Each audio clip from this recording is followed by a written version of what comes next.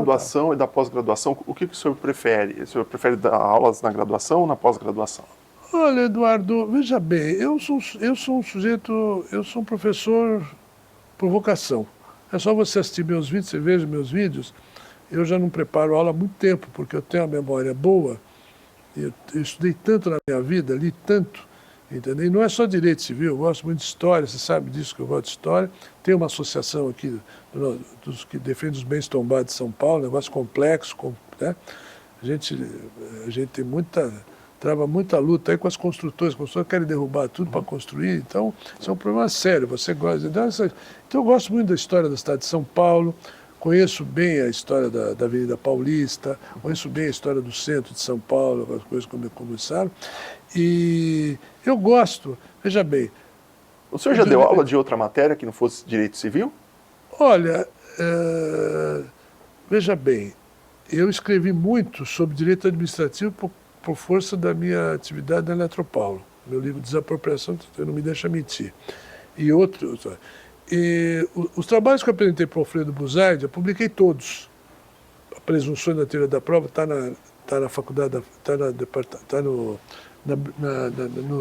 na revista da Faculdade de Direito, tem um trabalho meu precioso de doutrina sobre as presunções na teoria da prova. Um longo trabalho que eu apresentei ao Alfredo Buzaide no doutorado.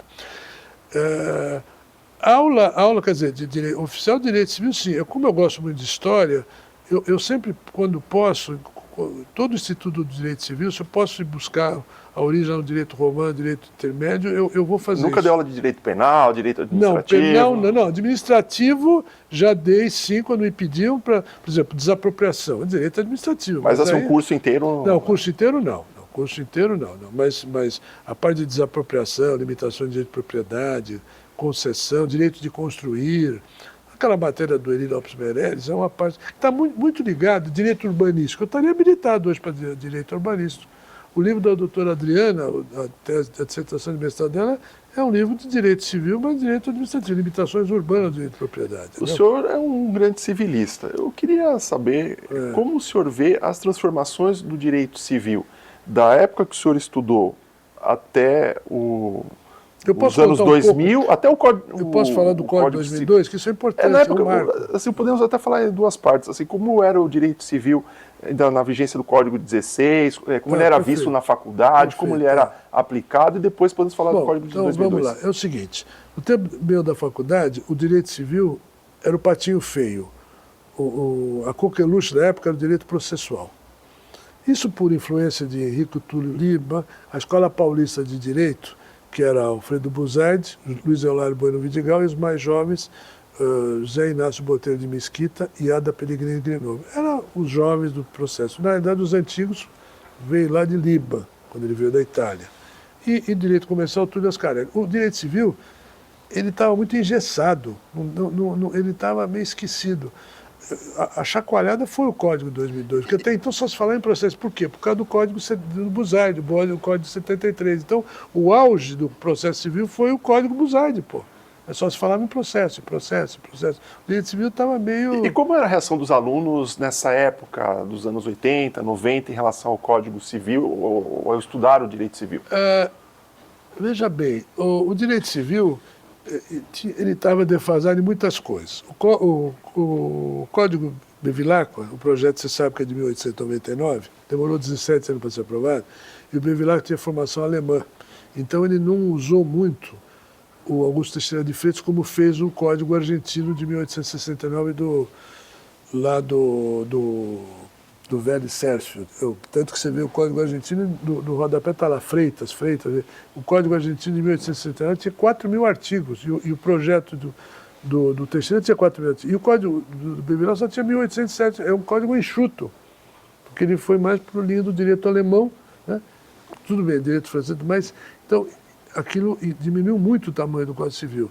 Então, o que aconteceu? Tinha muitas, quer dizer, estava ultrapassado, porque era de 1916, então foi ficando aquela história de acabar. Por exemplo, o Silvio Rodrigues apresentou um código, era um projeto de direito de família, um código de direito de família. Se aventou a hipótese de tirar o direito de... Em que ano foi isso? Isso eu não posso lembrar exatamente.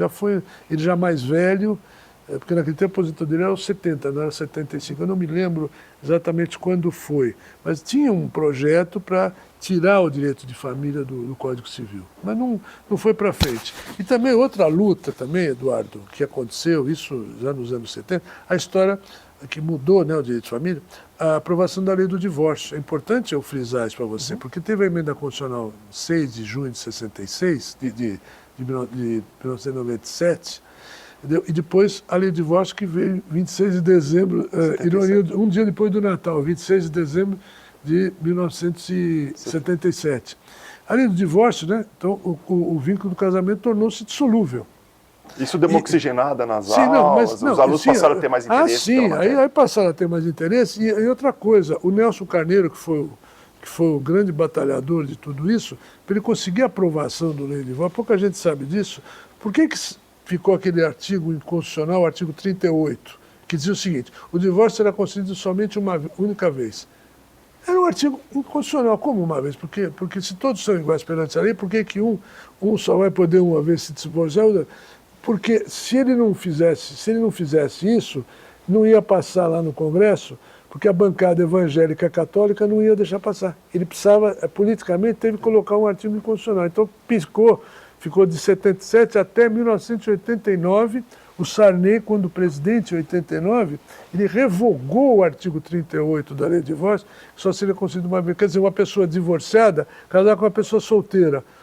Não desse certo, aquele solteiro não podia casar de novo, porque já tinha sido casado com um divorciado. Inconstitucional.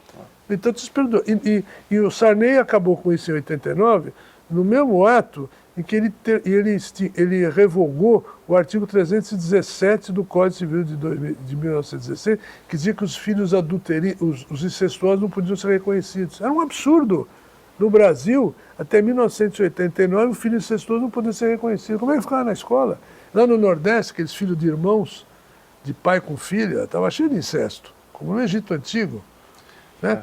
E, no entanto, somente em 89 é que se revogou a lei se revogou o artigo 317 do Código Civil. Outra coisa que o direito civil também tinha, aquelas incongruências, essa história da adoção. O sujeito adotava só para ser filho pelo nome e não adotava pelo patrimônio. Mas era uma meia adoção. Ou você adota por inteiro ou não adota nada. Quer dizer, o sujeito adotava o nome, o patronímico, e não adotava e não herdava o patrimônio do sujeito. Só acabou. Não tem essa meia. Ou você adota por inteiro ou você não adota. Né? Adotar o nome, mas não adotava e não herdava o patrimônio. E o Código de 2002, como é que foi? Bom, Código de 2002, essa é outra novela. Não é novela de Justiniano, é outra novela. Por quê? O processo estava jogado numa gaveta do Senado, no Congresso. Foi o senador Josafá Marinho, da Bahia, lá final dos anos 90. O projeto era de 72. O próprio Miguel Reale já não acreditava mais naquilo, entendeu? Ele não acreditava. Aí em 97, nessa época eu já tinha saído da Eletropaulo, o ano que eu saí. Porque ela ia privatizar, eu já tinha tempo de serviço, saí. Mas eu não perdi o contato com o Reale, claro, e tal. Tudo bem. Em 97, 98, o Josafá Marinho desengavetou o projeto. Em 98, o Washington já estava doente, já estava com 88 anos e tal. Ele começou a escrever o curso dele, a parte geral, ele começou a escrever em cima do Código Novo, tanto que o volume 1 ele conseguiu escrever. Antes de morrer, ele escreveu o volume 1, depois a Ana Cristina completou. Bom, o que aconteceu em 99? Morreu o Washington, mas Monteiro em abril. Tudo bem, ia fazer 89 anos. Morreu o Washington, o projeto foi desengavetado, começou a caminhar. Nessa época, eu já falava muito com o Zeno Veloso, conheci o Zeno desde os anos 70. O Zeno Veloso era muito amigo meu, a gente se correspondia, e quando ele vinha a São Paulo, eu não ia a Belém, não ia, mas ele vinha muito a São Paulo. E ele era tabelião de notas lá em Belém, e era o camarada que mais entendia de direito das sucessões. Testamento. Ele era o Zeno, na atualidade, o que foi no passado o Carlos Maximiliano, Itabaiana de Oliveira e Orosimo Nonato. Não tinha ninguém, nem Silvio, nem Ward, nem ninguém. O Zeno era o bambambam das sucessões, entendia, sabia muito sobre sucessão. Muito bem. Aí no ano 2001, o que aconteceu? O Ricardo Fiuza passou a ser o relator do Código Civil na Câmara dos Deputados. e ele era deputado pelo Recife. E ele era um trator para trabalhar. O que aconteceu? Ele viu que o Josafá Marinho desengavetou o projeto e tal, e ele chegou a nomear uma comissão para assessorá-lo. E chegou a convidar o professor Moreira Alves para ficar com a parte geral. Só que o Zeno começou a criticar o projeto. E o Moreira Alves não gostou da história. Não, eu não vou ficar, eu que sou autor do projeto, vou ficar sendo criticado, eu prefiro não participar então dessa comissão, porque... E aí saiu o professor Moreira Alves dessa comissão e entrou a Maria Helena Diniz. Tá, o Código Civil está aí? Tá aí. Pega o Código Civil, por favor. Dá aqui para mim, só um minuto. Então, o que aconteceu? Saiu o professor Moreira Alves, entrou a Maria Helena Diniz. Bom, aí a Regina Beatriz me telefonou, que era minha colega há muitos anos, eu tinha escrito algumas coisas com ela, falou, Maluf, é o seguinte, o Joel Dias Figueiro, bom, o Moreira Alves saiu e nós estamos montando a equipe. O Joel Dias Figueira, que é de Santa Catarina, é juiz, ele não tem condições de ficar com a parte dos direitos reais, só vai fazer alguns artigos. E ele falou, ela falou, o próprio ministro Moreira Alves sugeriu o teu nome, segundo a Regina Beatriz Tavares da Silva. E o pessoal da Saraiva, como você é da Saraiva, gostou, e o Fiuza também gostou, você já tem vários trabalhos publicados e tal, então indicaram você. Você vai tudo bem. Então, qual é o prazo que nós temos? Tem um prazo de 3 meses, só que a primeira edição era um livro muito menor que essa 10ª edição. Nós não tínhamos muito tempo, não dava para fazer grandes comentários. O código ia sair, só que o nosso código tinha uma vantagem. Tinha o histórico dos 2.046 artigos, porque o Fiuza era o relator na Câmara dos Deputados, então ninguém tinha o histórico. O histórico era nosso. Então, com o histórico, foi mais fácil, nós separamos e ficamos. Então, ficamos nós aqui, Alexandre Assunção, Joel Dias Figueira, Jones Figueiredo Alves, Mariana Diniz, Mário Luiz Delgado, o Mário Delgado, Newton De Luca, depois, com a morte do Fiuza, ele entrou no lugar do o De Luca, até a 6ª edição estava o Fiuza, que com a morte do Fiuza entrou o Newton De Luca na parte de direito de empresa.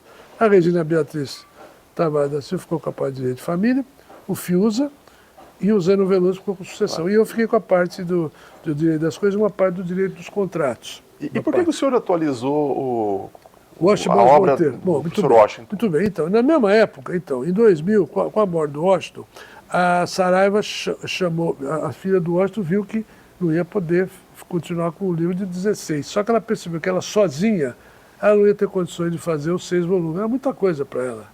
Ela era professora de direito administrativo no Mackenzie, já estava aposentada na prefeitura, ela não queria. Então ela chamou a Regina Beatriz e falou, olha, eu não quero muita gente, porque...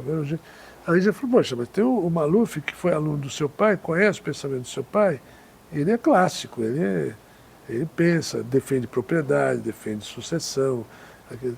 E ela falou, puxa, mas ele estudou comigo na pós, é uma excelente pessoa. Então, aí nós marcamos um encontro na Saraiva, ela com a irmã, que depois faleceu, a irmã que as filhas do Washington, né? A Regina e eu. Então ficou acertado que nós íamos fazer uma atualização em 2003. E nessa atualização, é esse livro aqui, azul. Não, pode deixar. Então o que aconteceu? Nós começamos como atualizadores do livro do pai, que era aquele de capa laranja. Lembra daquele de capa laranja? Pois é. Aí nós atualizamos, fizemos 2 edições, em 2003 e 2007. Vendemos muitos exemplares, tá? Aqui já apareceu o nosso nome, atualizado por fulano e tal. Então, durante 5 anos, 2003 a 2007, 2008, ficamos atualizadores. Só que em 2007 eu me tornei professor titular. A Ana Cristina falou, agora não tem cabimento você ser atualizador, você é professor titular. E ela falou, não, agora você vai ser coautor. Eu ia escrever a minha obra, né? Tá certo? Como professor titular. Aí, o que eu fiz? Bom, cheguei em casa, falei com a Adriana, bom, não vou recusar você é coautor do Washington, é um clássico. O primeiro que escreveu depois da morte de Bevilacqua foi ele. Em 52 ele já começou a escrever. Ele escreveu em 52, só depois o Caio Mário, Orlando Gomes, Silvio Luiz só escreveu em 62, 10 anos depois. Ele era menor que o Washington, 7 anos, mas ele demorou para escrever o curso dele. Tanto que você veja que nos tribunais, o Washington era mais citado que o Silvio. É só pegar os acordos da época, o Washington era muito mais citado, porque ele era desembargador, quer dizer, ele era juiz, entendeu? Então foi isso que me levou, quer dizer, então aí quando fizemos a coautoria, a responsabilidade aumentou. E outra coisa importante, a Saraiva deu carta branca para nós coautores, a Regina Beatriz, eu e a própria Ana Cristina, a entrar no texto do Washington, diferentemente da forense, que não deu autonomia para o sujeito no Pontes de Miranda, estava o texto do texto, depois tinha nota do atualizador, não mexe no texto do Pontes. Então é uma responsabilidade grande entrar no texto do Washington. Bruta responsabilidade. Mas, só para você ter uma ideia da responsabilidade, o próprio professor Antônio Junqueira, quando viu a minha atualização, a minha coautoria do volume 3 de Lei das Coisas, ele falou, ficou muito bom isso aqui. E você sabe que eu sou crítico. O Antônio era um crítico. E ele gostou daquilo que eu fiz.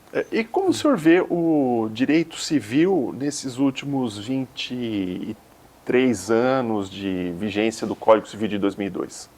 Olha, é o seguinte, o legislador deixou muito para o juiz julgar as coisas. Teve esse problema. O professor Rui Geraldo Camargo Viana, com quem eu divido a pós-graduação há mais de 20 anos, falou uma coisa interessante. Aquele artigo 421 do Código Civil, da boa-fé e tal, isso já tem do direito romano. Boa-fé se pressupõe, não precisava ter boa, isso é óbvio que tem que ter boa-fé. Porque quando você tem boa-fé, você vai para o interior de Goiás, você vem numa fazenda, não precisa assinar nada, você te entrega a fazenda e o outro vai receber o preço, ele vai fazer a escritura depois. Quando você está de má-fé, ele faz um contrato de locação, reconhece firma, registra cartório e não paga o aluguel.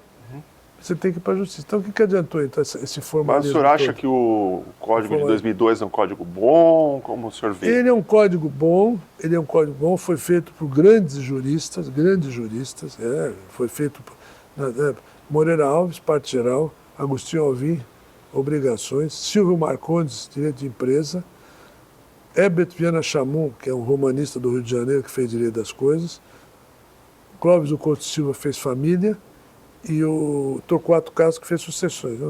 Hoje, esse projeto novo, tem muita gente, não é crítica, mas são 38 pessoas, então são 38 opiniões. Então, acho um pouco preocupante você querer aprovar um código em dois ou outro. O primeiro demorou 17 anos para ser aprovado, de 1899 até 1916. O segundo demorou 27 anos.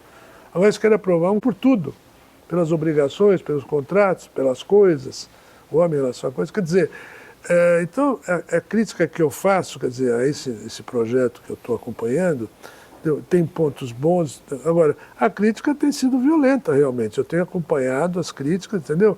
E o grande problema é que os autores desse projeto, eles estão levando isso para o lado pessoal. Não é nada pessoal. É o Código Civil brasileiro. Entendeu? Ninguém está atacando a pessoa em si. E eles estão levando para você não pode criticar o artigo porque eles acham que você está criticando a ele, fulano de tal, porque você não está naquele projeto, não é nada disso. Independentemente de reforma do Código Civil, como é que o senhor imagina o direito civil daqui 50 anos? Bom, isso aí, essa é a pergunta... Ou do 30 anos, essa é a pergunta 20 anos. Essa é a pergunta de $1 milhão. Assim, como o senhor, considerando toda a sua trajetória, toda a sua experiência, como é que o senhor imagina o direito civil? Olha, é o seguinte, eu sou advogado militante, há mais de 50 anos. Eu me preocupo porque, às vezes, quando você pensa que você vai ganhar, você perde, quando você pensa que você vai perder, você ganha. O judiciário é uma caixa de surpresas, e aí a pergunta que se faz é a seguinte, existe tráfico de influência no judiciário? Não dá, quer dizer, uma coisa difícil de a gente saber, mas, quer dizer, é uma incógnita, a gente não sabe.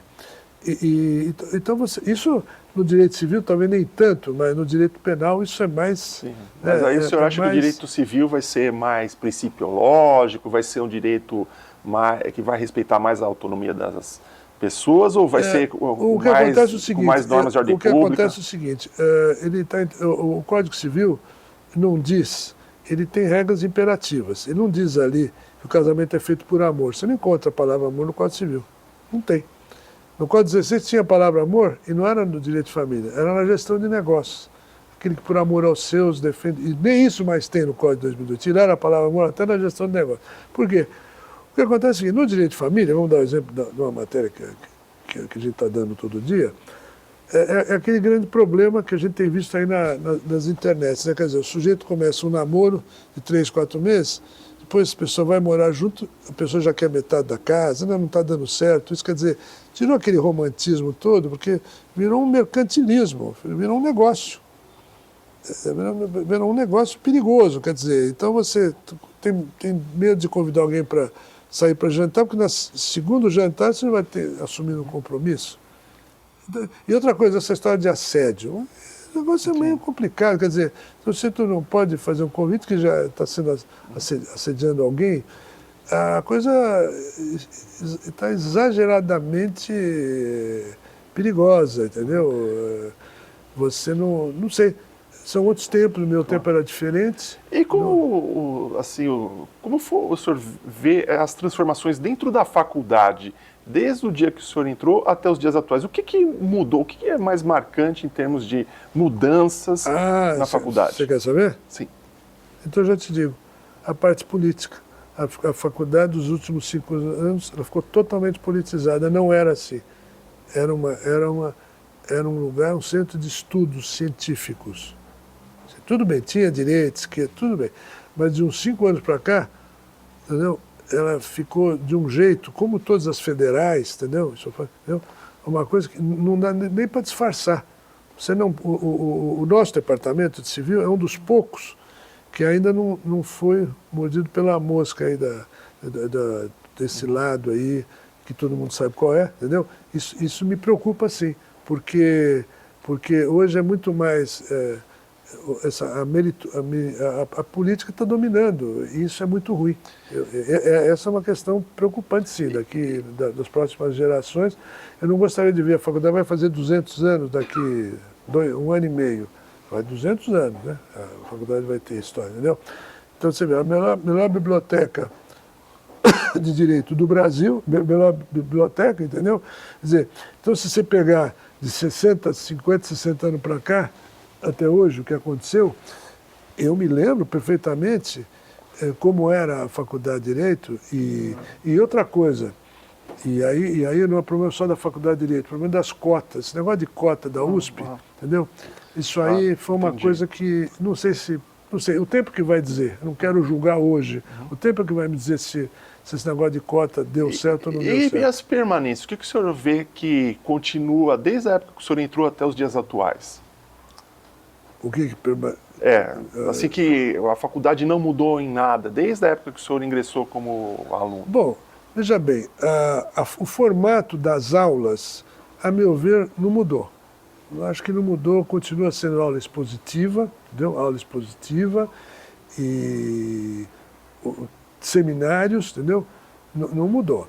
Na pós-graduação, lógico, hoje a gente tem aí, hoje tem a tecnologia, você tem hoje, eu dou aula hoje pelo celular, é permitido, quem tem mais idade, é permitido dar aula remota. Isso é uma mudança extraordinária, né? Meu filho que está aí me ajudou a montar meu canal do YouTube, então eu me tornei mais conhecido nos últimos 6 anos do que a vida toda. O senhor é um youtuber. Eu tenho aluno no Brasil todo, coisa que eu não tinha há 10 anos atrás. Ou o sujeito vinha para São Paulo, tomava avião, vinha de Porto Alegre, era muito mais complexo. Hoje, num botão aqui, eu tenho aluno em Fortaleza. Então mudou, claro, mudou para melhor, nesse ponto mudou. Agora, infelizmente também as pessoas não estão lendo. Por exemplo, eu sei porque os meus livros que antigamente vendiam muito, hoje não vendem. Não vende. Tanto que a Saraiva quebrou. A Saraiva quebrou, pô. A empresa tinha mais de 100 anos. Não conseguiu pagar a dívida, a cultura fechou, porque não se vende mais livro. Eu vejo como é que é, não se vende livro. Tanto que os meus livros, os últimos, Família e Sucessões, eu assinei um contrato com a Saraiva em 2021, faz 3, 4 anos, aceitando que eles não têm mais estoque de livro. Quando você quer comprar o livro, eles imprimem na hora e te vendem pelo Mercado Livre. O livro não tem mais estoque do livro. Eu tive que aceitar. Ou eu aceitava, eles não publicavam. E por falar em livros, o senhor poderia listar para nós quais são os 10 principais livros, na sua opinião? Ou seja, que qualquer aluno de direito sério, como o senhor foi, deveria ler para ter uma boa formação? O Isso- senhor poderia listar 10 livros, no geral, pode ser do direito civil, do geral? direito. Olha, do direito brasileiro, quer dizer, Fica mas no a seu Brasil. critério. Não, sim, o direito francês poderia ser. Direito brasileiro, vamos colocar brasileiro, assim. mas no Brasil vamos Os 10 principais livros, na sua opinião. Eu acho o seguinte, os 10 primeiros principais livros. Lições Preliminares do Direito, professor Miguel Reale. Tem que ler esse livro. Filosofia do Direito, do Miguel Reale, tem que ler. Tem que ler. Tem que ler o livro do Goffredo, Filosofia do Direito, tá? Isso de filosofia e tal. De direito internacional, ou então de direito de filosofia, o professor Celso Laffer, a tese dele sobre direitos humanos, que ele estudou nos Estados Unidos lá com a Hannah Arendt. Então, o Celso Laffer, qualquer livro do Celso Laffer, sempre importante. Barata Rangel, tem que ser direito internacional. Direito penal, os clássicos, posso falar dos clássicos, os antigos, os clássicos, Nelson Hungria, lá atrás, os clássicos, Nelson Hungria, Aníbal Bruno, os clássicos, entendeu? Hélio Tornag, os antigos, né? E os outros, depois Basileu Garcia, Magalhães Noronha, entendeu? César Bittencourt, os mais modernos. E do direito civil? O direito top civil. 10. Direito civil, bom, vamos lá. Bom, Tratado do Pontes de Miranda, veja bem, mas isso para consulta, né? Para leitura todo dia, porque não dá, né? Quer dizer, tem que ser. Mas dos cursos do século XIX, Augusto Teixeira de Freitas, tem que ler o esboço, tem que ler a Consolidação das Leis Civis, tem que ler Augusto Teixeira de Freitas, tem que ler os autores do projeto de Código de 16, tanto Coelho Rodrigues, tanto o Felício dos Santos, Joaquim Felício dos Santos, entendeu? E também aquele que escreveu em 1880, que era... Ribas? Não, Conselho Ribas também, não é Conselho Ribas, não. É um Lafayette? Lafayette Rodrigues Pereira, sim. Pega o meu livro Condomínio aí, César, que tem, eu tenho citado. Condomínio Tradicional, é o azul. Atrás do... Não. É fácil eu procurar, porque é eu que escrevi, então... Não, o Condomínio Tradicional, esse aqui. Eu já vou te dizer. Bom, Lafayette Rodrigues Pereira, sim, não são as editoras lá do Rio de Janeiro,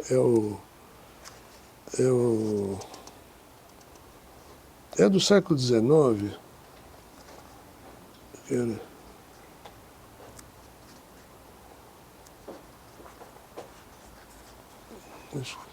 Bom, tem outros também, né? E do século XX?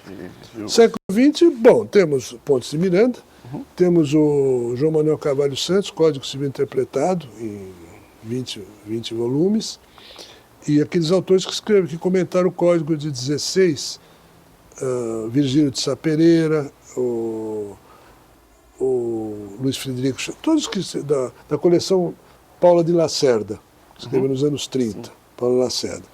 Depois, lógico, o Código Civil comentado do Cláudio Bevilacqua e também as monografias do Cláudio Bevilacqua, todos eles. Teoria Geral do Direito Civil, Obrigações, todos eles. Com a morte do Bevilacqua em 44, então começamos a ter os outros civilistas, quer dizer, Rocha Barros Monteiro, Silvio Rodrigues, Orlando Gomes e Caio Mário, para dizer dos antigos falecidos. Depois vieram Mariana Diniz, Carlos Roberto Gonçalves e recentemente o Tartucci, e Nelson Neri e tal. Agora, tem aqueles que escreveram livros importantíssimos de direito civil. Por exemplo, Direito das Sucessões, tem 3 autores que têm que ser lidos. É o Arthur Vasco Itabaiana de Oliveira, Carlos Maximiliano e Eurosimo Nonato. Direito da Sucessão tem que saber. Obrigações. Tem o Eurosimo Nonato, que escreveu sobre obrigações, entendeu? E tem aqueles que escreveram monografias clássicas. Agostinho Neves de Arruda Alvim, na execução das obrigações e suas consequências. O professor Arnoldo Medeiros da Fonseca, o caso fortuito da imprevisão, são clássicos que tem que saber. Esses tem que...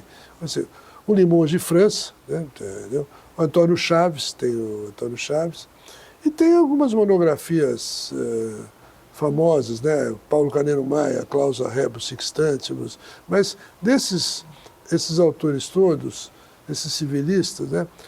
Dessa nova geração, tem um pessoal aí jovem, estudioso, de Brasília, Carlos Eduardo de Oliveira, você deve conhecer, Sim. Carlos Eduardo de Oliveira. Tem o juiz lá de Brasília, que foi, acho que foi meu aluno, que escreveu sobre prescrição, Atalá Correia, entendeu?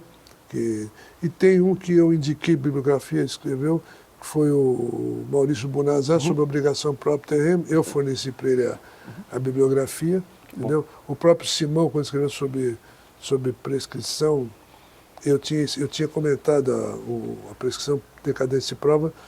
O Álvaro Vilaça me convidou para escrever o volume 3. Eu comentei o Código Civil da Editora Atlas, né? Perfeito. Da Editora Atlas. Então, são esses os que eu me lembro, os mais importantes, né? Agora, é claro que é aquela história. A Faculdade de Direito de São Paulo, a USP, ela se destacou pelos privatistas e a PUC pelos publicistas. Pode reparar que o direito administrativo na PUC é forte. Celso Antônio Bandeira de Mello, né, que é publicista, a PUC é mais direito público. E a São Francisco tem o Carlos Ari Sandsfeld, entendeu? E a São Francisco é mais do direito civil, né, que se destacou, se bem que na PUC tem lá também tem o Renan Lotufo, entendeu? Tem muita gente boa na PUC, tem a Nelson Neri, a Rosa Maria de Andrade Neri, esse é o pessoal da PUC. E no Mackenzie os professores eram os mesmos da São Francisco. Dos anos 70, todos eles davam aula, o Silvio Rodrigues, Filomeno Costa, Paulo José da Costa, excelente penalista, né? Lembraria do Paulo José da Costa, Direito Penal, né? É um livro importante para ser lido agora. Dos antigos, que eu falei, Nelson Gri e tal, mas esses são os mais importantes. Agora, você lembrou, você que é professor de História do Direito, esse do século XIX, infelizmente, os alunos não conhecem. O problema é esse, eles não conhecem, não sabem quem foi Augusto Teixeira de Freitas, isso é complicado. Muito bem. Nós podíamos ficar aqui por mais horas, não sei o professor Maluf tem muitas delas para contar. Então eu queria agradecer em nome da faculdade por nos abrir esse espaço aqui na sua casa, para que pudéssemos conhecer, e não só isso, para que outras pessoas que a gente nem conhece ainda possam ter acesso ao professor, que realmente é uma sumidade, me influenciou bastante, influenciou tantas outras pessoas. Então, muito obrigado, professor, por essa gentileza, por essa generosidade de compartilhar toda a sua história conosco. Muito obrigado. Espero que vocês também tenham gostado dessa entrevista. E também, eu acredito que quem tiver curiosidade é só entrar em contato com o professor Maluf, assistir aos vídeos dele no canal dele no YouTube. Então, muito obrigado e parabéns pela sua trajetória, porque realmente o senhor é uma pessoa virtuosa por tudo que fez, toda a contribuição para o direito civil em termos de bibliografia, quanto de ensino de graduação, pós-graduação e também como advogado. Meus parabéns. Eu queria, antes de terminar... Se quiser até olhar ali... então vou até tocar uma musicazinha aqui. Sim, depois, também. Mas deixa eu queria agradecer que em 2013 eu tive um aluno meu, para deixar essa homenagem, Cristiano Cassetari, que fez questão de organizar um livro em minha homenagem. E o Eduardo Tomazevic escreveu um artigo. O livro foi em 2013 e organizado ele coordenou, organizado pelo professor Rui Geraldo Camargo Viana, e vários professores colaboraram com esse livro, inclusive o professor professor Eduardo Tomazevic, eu queria mostrar os 10 anos de vigência do Código Civil Brasileiro de 2002. Né? Então, me deixou muito sensibilizado, porque foi uma homenagem que eu fiz, e recentemente, né, nos últimos 2 anos, nós escrevemos, só esse livro dos estudos, a professora Adriana e eu, que a professora Adriana tem feito parceria comigo, no Direito de Família e Sucessões, o livro nosso 2023, Estudos no Direito Civil, Avanço e Retrocesso durante a pandemia da Covid-19. Alunos nossos do pós-graduação, livro organizado por mim, professor Rui Geraldo e professora Adriana Rego Freitas, Dabos Maluf, estudos no direito, alunos meus de pós-graduação 2023. e também em 2022 sobre bioética, biodireito e cuidados paliativos. Então nós estamos bastante atuantes, quer dizer, em temas palpitantes, polêmicos, mas o estudo do direito é interessante por causa disso. A gente se sente sempre com 30 anos, porque a gente está sempre se renovando com os alunos, então a gente não sente o tempo passar, né? E a gente procura se atualizar. Quer dizer, são meio século, mais de meio século, frequentando a Faculdade de Direito de São Paulo, desde 1966, entendeu? E eu não senti o tempo passar. E eu agradeço ao professor Eduardo Tomás de Visto, que é um estudioso do direito civil, gosta de história do direito e gosta das mesmas disciplinas que eu gosto também. Ele gosta dessa parte de tombamento, de urbanismo. É uma matéria que me fascina bastante, essa parte de história de São Paulo antigo. É uma coisa minha pessoal que a gente procura defender aqui a cidade de São Paulo e os bens tombados. E agora, né, nós vamos então interromper a gravação porque vai ter uma pequena apresentação musical do professor Maluf. Então, já nos vemos em breve.